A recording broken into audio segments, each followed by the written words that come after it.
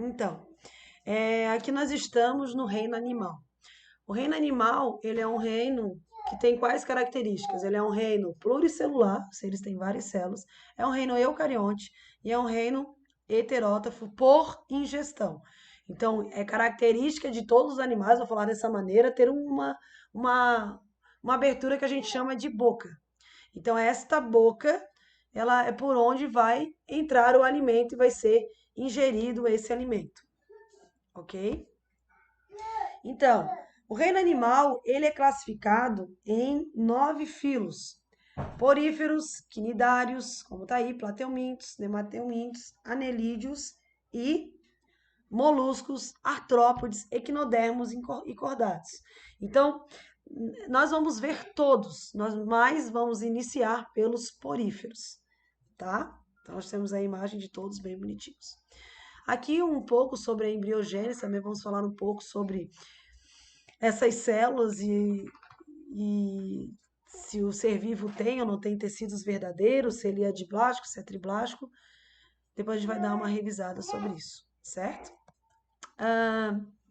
Então, numa visão geral, os poríferos não têm tecidos verdadeiros, os plateumintos são os primeiros acelomados, e aí a gente vai ver tudo isso. Então, vejam que a classificação dos animais é uma classificação também anatômica, né? A primeira classificação é anatômica, como eu falei para vocês, mas depois ela vai modificando.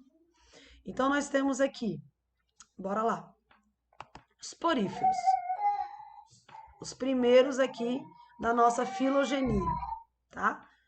Que seria assim, né? Pelos estudos, os animais mais antigos aí da nossa,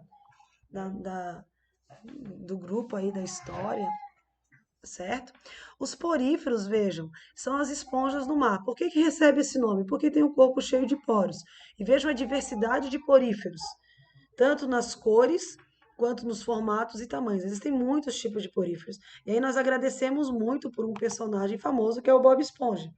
Vejam porque vocês jamais saberiam o que é uma esponja, ouviriam falar em esponja do mar, sem ver os desenhos do Bob Esponja. Pois eu vou falar que não é uma esponja verdadeira, não uma esponja do mar, um porífero, mas ele tem umas características bem peculiares, bem interessantes, que nós vamos falar um pouco. Os poríferos, então, eles têm o corpo cheio de poros, todos são aquáticos, e a maioria são sésseis. O que é céssio? O céssio é um animal, um ser vivo, que ele não se locomove. Não na maior parte da sua vida. Vocês vão ver que ele vai se locomover só na fase de larva, né? Mas em geral ele não se locomove. A simetria é radial ou ausente, quer dizer, não tem uma simetria, na verdade tem uma polissimetria. Aqui nós temos uma estrutura, vejam, eles têm vários poros no corpo, nós temos sempre a abertura, que é por onde sai a água, que nós chamamos uma só, maior, que é o ósculo, como está aqui, ó, bem no início, estão vendo? Ó? Essa abertura é grande, a gente chama de ósculo, que é a abertura que a gente consegue ver. Ó. Cada ósculo é um porífero. Aqui tem um monte, como é que eu sei onde está cada um? Pelo ósculo. E aqui do lado dele a gente tem estruturas menores, que a gente chama de ósteos. Os ósteos são os buraquinhos que aparecem no Bob Esponja, que brinca bastante no desenho sobre isso. Então, as esponjas do mar, elas não têm tecidos. As células não se formam tecidos, são apenas células. Então, nós temos aqui algumas delas. Uma delas são os coanócitos, que são as células que parecem um balãozinho de alimentação. Amebócito, que é uma célula o quê? Que parece uma beba, que pode ter qualquer formato, e inclusive pode virar qualquer outra célula. As espículas, que são estruturas de sustentação. As esponjas são seres bem duros. A esponja parece uma pedra, tá?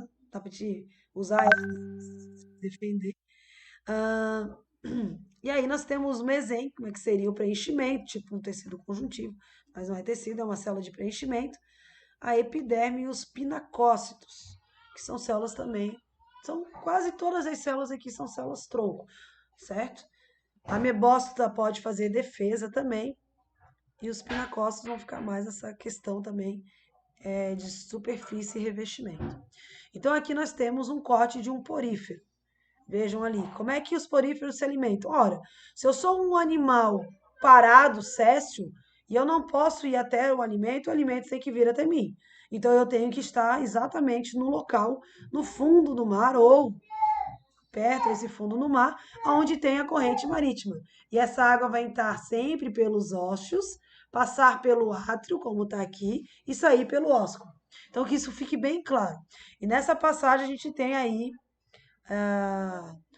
os. Como é que é o nome? O plâncton. Vejam bem, o esponja do mar come plâncton. Claro que fito e zooplâncton, que é bem interessante. Aí nós temos outra classificação de esponja pelo tamanho, principalmente pela sua espessura. Olha que slide interessante. Nós temos esponjas do tipo Ascon, que seriam esponjas mais longilíneas, que estão sempre agrupadas, ó. Também tem toda uma diferenciação aonde, como é que esses ossos e por onde a água circula. Esponjas tipo Sicon, que é um pouquinho mais gordinha, que ela já tem aqui, se ela é um pouquinho mais espessa, ela tem que ter outros caminhos aí por onde a água passa. E a esponja tipo Leucon, que se vocês já viram o Bob Esponja, são o pai e a mãe do Bob Esponja, já viram isso? O pai e a mãe do Bob Esponja, eles são bem desse formato, parece uma bolacha, né? Mas é esse tipo aí. E o Bob Esponja, enfim, não entra em grupo nenhum. Agora, o pai e a mãe do Bob Esponja são uma esponja do tipo Leucon. E aqui vocês estão vendo aqui, ó, as células, ó, o coanócito, o porócito, na verdade o porócito é o poro, né, é uma abertura, a célula que vai ter esse buraco aí, essa membrana, o pinacócito, amebócito e as espículas que eu já mostrei para vocês, bem interessante. Estrutura, então, das células. Revestimento, os pinacócitos, como eu já comentei. Nutrição, os coanócitos. Coa, filtrar. Cito, célula que coa, que filtra. Captura e digestão intracelular. Amebócito, captura, digestão e distribuição. Circulação, excreção e respiração é por difusão. Não tem vasos sanguíneos, não tem nenhuma estrutura. Por quê? Porque não tem tecido. Então, tudo as células fazem. Sustentação, espícula e espongina, que são estruturas calcárias. E a reprodução das esponjas são assexuada, muito mais assexuada por brotamento, regeneração e gemulação. Então, se eu pegar uma esponja e picar ela em 1000 pedacinhos, vão nascer 1000 esponjas, tá? Então, como é que eu faço para matar a esponja, professora? Eu tiro ela da água agora. Se é um animal aquático, tu não vai matar quebrando ela, tu vai matar tirando do mar. É, óbvio. E a fecundação sexual. Então, vocês vão ver que a maioria dos animais e dos seres vivos fazem tanto reprodução assexuada quanto sexuada. E geralmente, quando eles se sentem ameaçados, é que eles começam a se reproduzir de várias maneiras para manter a sua espécie. Que são animais extremamente pré-históricos, as esponjas do mar. E ali, os poríferos são parazoários, né? São ao lado dos animais. Quer dizer, é um grupo específico aí, diferenciado, seria um vovô do grupo dos animais. Aqui nós temos a reprodução sexuada. Então, existe a esponja macho, esponja fêmea. Então, lembrando, né, para quem não sabe os símbolos que eu sempre comento, o homem é para cima, né? Senão seria broxa, a mulher é para baixo. Até por uma questão anatômica. O macho vai liberar um gameta masculino, que é o espermatozoide, que é um gameta flagelado. A fêmea vai liberar aí o seu ovócito, o óvulo, vai ser fecundado, vai formar o zigoto, e aí nós vamos ter aí a sua fase livre, que é a larva ciliada. Essa larva vai se locomover e vai se instalar no local onde possa nascer a sua nova esponja geneticamente diferente. E aí nós temos as reproduções especiais, né? Também tem, como é comum, né, o brotamento e colônia de poríferos, um ser grudado no outro, também eles podem fazer essa reprodução de uma maneira mais próxima, como estar aqui. E as reproduções assexuadas, que são bem famosas das esponjas, que é o brotamento ou gemiparidade, que começa a proliferar aqui a célula, e esse broto pode ficar grudado ou ir para o solo e crescer um outro broto separado, ou ele pode ficar grudado como colônia ou separado como sociedade. Também tem a gemulação, que é outro tipo de reprodução assexuada, onde a gente tem várias esponjinhas pequenininhas e aí elas são disseminadas, e a regeneração, que não é bem uma reprodução, mas uma necessidade quando elas são quebradas.